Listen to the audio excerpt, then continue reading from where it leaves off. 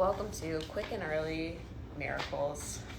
Today I will be talking about infinite intelligence, which is essentially a continuation of our conversation on faith from last week.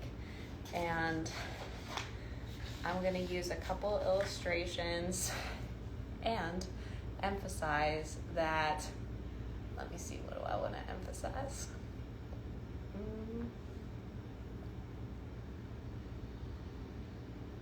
I'm going to emphasize that much of what we're talking about at this level, you can't really talk about. It transcends understanding and words. And I know I'm always saying that in almost all my broadcasts, but in particular, it's more like, we're sitting kind of in a field on lawn chairs, and I'm pointing out to the distance and I'm saying, see that over there? The words I'm using aren't the thing. And from your seat, it likely will look a little different. And from the seat over, it will look even different from there. But, we're all sort of looking out at the same thing. And what's beautiful is that even though I'm pointing and saying over there, you can already see it from where you are. So there's nothing I'm doing that can't be done from any other chair, which is to say, this isn't a special place to sit. Good morning, guys. Although it is a cute little yellow circle cushion. Today I'm talking about infinite intelligence as a continuation of our conversation on faith. And from, I think when we're looking at some of these, when we're looking at some of these topics, sometimes there's a disconnect because you have the abstract, which most people can generally get on board with it, on board with. Thanks, right? And your way as well. And then you have the right here where you're humaning, where it's sure, I'm with you, but and then it's well, how do you apply that to your life right now? How do you make that idea functional or practical to the life that you're living? Because it's real cute to have faith, but also you got other stuff that's happening right now, and how do you bring those two things together? So in that, for that topic, I have these hands, which are to represent right now, what can be done right now, and then this projection into the future. And so when we're looking at faith, or let's say making space for infinite intelligence, what you're doing is actually nothing except you stop doing what doesn't work. And what doesn't work is this projection cone into the future. Let me make these hands darker. When you are thinking into the future, what do you think with? Well, you think with your mind. Ooh, what's in there? Well, it's generally a bunch of shit that doesn't work. And also, things that you've heard from other people, and all that's to say it's this limited bank of historical information. And history doesn't really indicate what will come next. We like to think it will, because then it gives us some sense of control or confidence in what will be. But what comes is always real fresh. So when we're looking into the future and we're not allowing a faith, it's essentially this experience of fear. You look out and what do you see? Well, you see what won't work. You see that what can't be. And when you are applying or allowing for infinite intelligence to work, essentially all that you're doing is surrendering the idea or the illusion that you have any idea of what's going to happen. So a lot of our worry and anxiety comes from looking into this cone and not being able to see a way, or not being able to see where the river turns or the light breaks or the tunnel ends. And that cone is what makes right here miserable. Right here is generally fine. Infinite intelligence. So I'm going to just go with it, and I'm just going to say what's here for me. And if you have resistance or anything, holler back. But it seems, and I talk about this a lot too, it seems like we exist in this body of life, and each of us are parts of the body of life. And some of us are eyelash cells, and some of us are toenail cells, and some of us are cells in the elbow, and some of us are cells in the nose, and they're all very important, and they all consist or constitute, come together and create the body of life. And yet we are also the body of life. And so they're not separate. It's kind of like they're the same. So you have the identifiable separate piece, the thumb. Then you have like the thumb cells within the cells. And so you'd say like, well, that's the thumb cell. Well, it's also the body. So you have this, those become this and this becomes that. So it's this one thing. Similarly, all that is this body of life, this expression of being. And it seems like life always begets life, meaning begets. It kind of creates or seeks. And one way to think about that is, this is a mountain scene, and there are several mountains, and on this front mountain, the water is working its way down, and it works its way around rocks and trees and all kinds of shit. Infinite intelligence to me is this.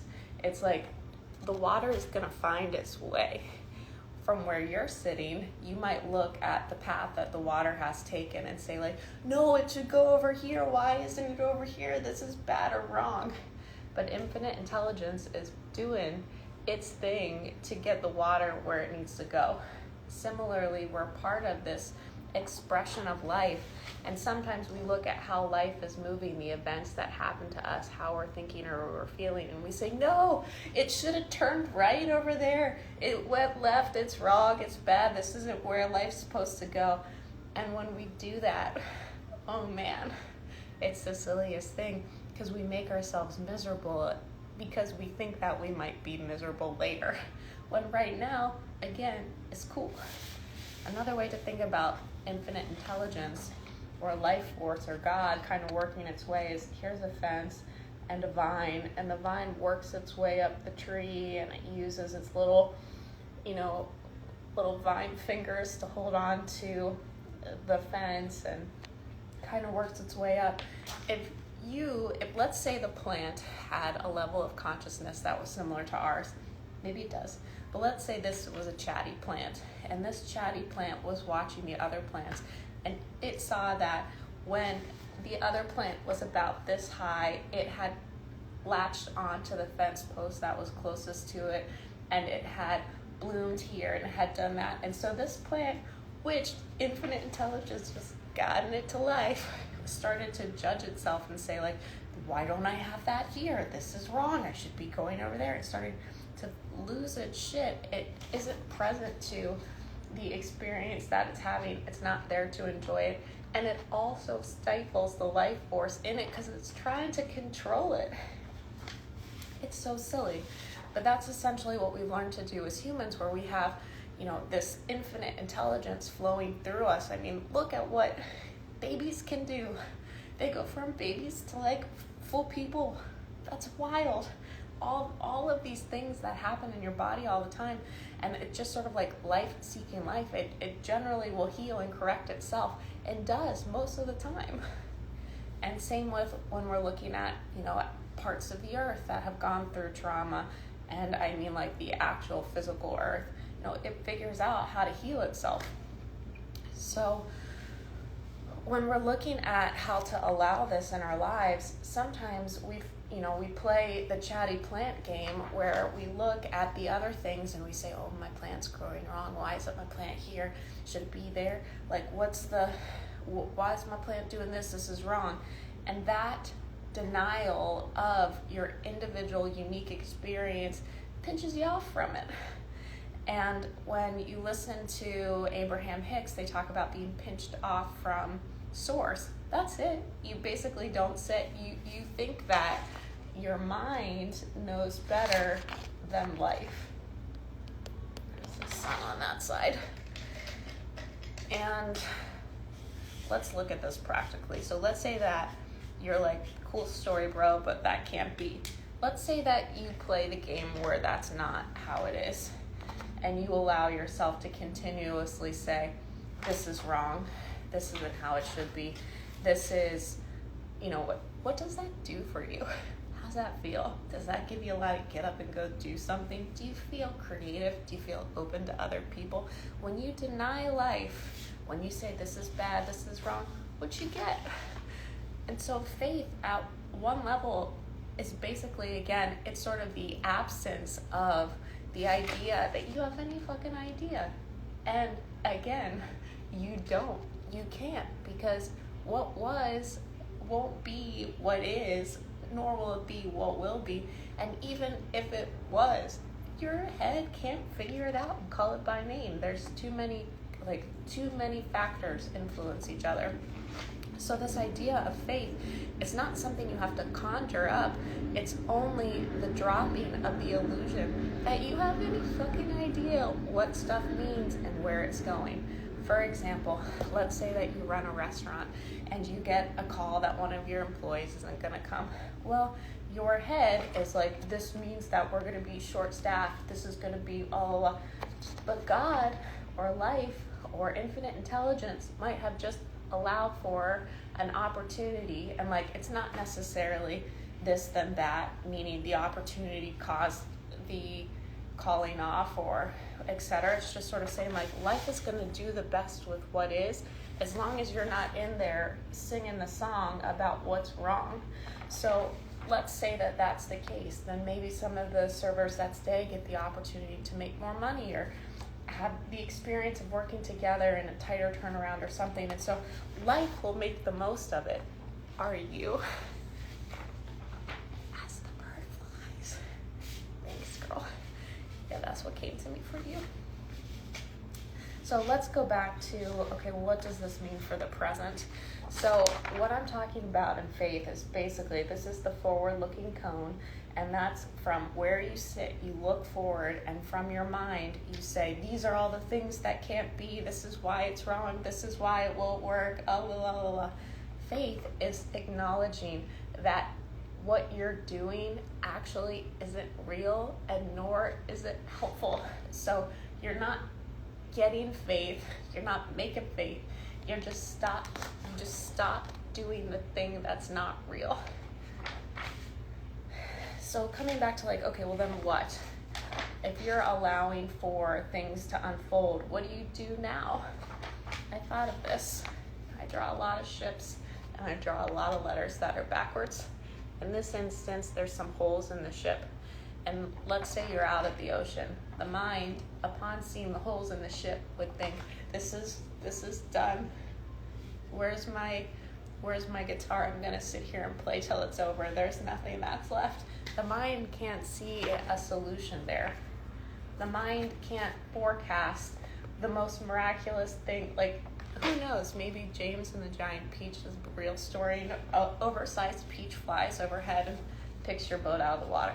I know that's extra, but if you allow possibilities you can't think of by not thinking of what's not possible, shit if stuff doesn't happen. So what do you do in this instance? Well, you use your hands and you do what's there. So if there's water in the boat, you take the water out. You work on catching them. It's basically saying you don't give up and just wait till it's over. You do what's there to be done and allow that you don't know how things could work out, but it might be great. All right, thoughts, feelings, comments, questions? I'm gonna wrap this up. I wanna keep them short. So today, get up on the camera, we talked about infinite intelligence, which to me, again, is allowing faith, which is, again, not coming up with something. Faith isn't something you have to do. You don't have to figure out how to make life happen. Life just happens. Faith just happens whenever you're not thinking into the future with your mind and believing the limits, the thoughts, the pathways that you see. Because your mind can only use historic information, things it's heard, seen, etc. And shit, that's not everything there is. Every self-development book ever is always the only limit is in your mind. Why would they all say that? Because it's true. And we get stuck in our minds because we want to have this illusion of control because it makes us feel safe. I know how things happen. I'm going to think about them. I'm going to control them. I'll be safe. Well, I'm sorry. Safety can't come from there. The more factors you're able to contemplate with your mind, the less safe you'll feel, because you'll know more and more and more and more and more things you think can go wrong. And that's a shitty place to live. IMHO. Maybe it's good for some people.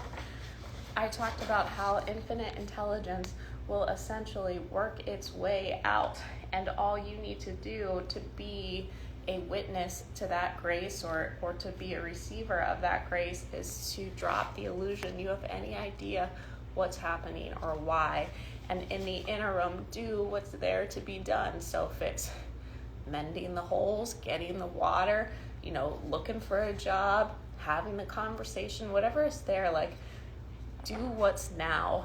And faith is saying, like, I bet this will go somewhere great. And it's not, again, forget all of it and get right down to the ground. And what happens when you live under the cloud of this shit won't work? How you feel? Are you open to collaborating with other people? What's that do for your stress levels and how you eat? Do you check out and watch TV, or do you go make stuff in the garage? So it doesn't even have to be like, my own journey had been one of like incredible faith, and then like all this shit happened and I was like, fuck this. What's on the ground? So I pushed aside all of my non-physical beliefs, all of my spirituality, all of everything, and I came back to the ground and I was like, all right, then we'll just deal with what is. Where did I end up? The same place, because you get there both ways, because the other thing, like I said, isn't anything real. It's just an illusion. It's an illusion of control, an illusion of understanding. And you can have it if you want, but just examine or allow yourself to at least question what happens when you do that. So this is the same as like mind or faith. When you're focused on a possibility that you don't want, when you're saying this is all that can be, this is all that can be, that's all that'll be. But if you open the door to this is okay, and I'll do what needs to be done now, then, it's amazing what will unfold. I could tell you a jillion stories from my life about how this works, and it takes a little bit of practice to get your mind away from the sky is falling, because we're really trained to do that. I mean, again, I say this too, like, don't turn on the news, but remember when you watch the news. Shit, like, that's the whole thing. That's the whole song they sing. And it's not, in all the movies too, it's like, oh, wait for the bad guy, wait for the, terminal illness, wait for this, we're always waiting and thinking about the shit that'll go wrong. And how does that feel? What does that actually accomplish? When we're looking again at like what can be done, this isn't saying like, okay, well, don't put on a new roof and wait for cartoon fairies to drop it off. Like, put the roof on and, do the stuff, but allow that it can go in a way that's nice and works. Like, you don't have to play this high risk game where you're like, okay, I'll just wait for God to do something. It's like you do the stuff and you let the doors and the windows open. This is what I can tell anyhow. Okay, so any thoughts, feelings, comments, or questions before we close today? And like, I don't want to be up here preaching, and yet this is what comes to me to say. And so it's not really up to me, like surrendering to my own sort of unfolding my own life. Shaylee, the consciousness of the chatty plant is like, no, talk about something that's not God. They'll judge you. But this is what's here for me to say. And so I'm addressed it, and I would love still feedback about where you are and what's helpful to you and what you're using from these conversations, if anything, and any topic requests or anything else you got. Because, like, I want to work with you too. do the stuff. Cheers. I got a mini coffee pot because I broke mine, and so then I started to put coffee in these mini cups because I thought that it was cute. All right, thanks so much for coming. Everybody have a beautiful day.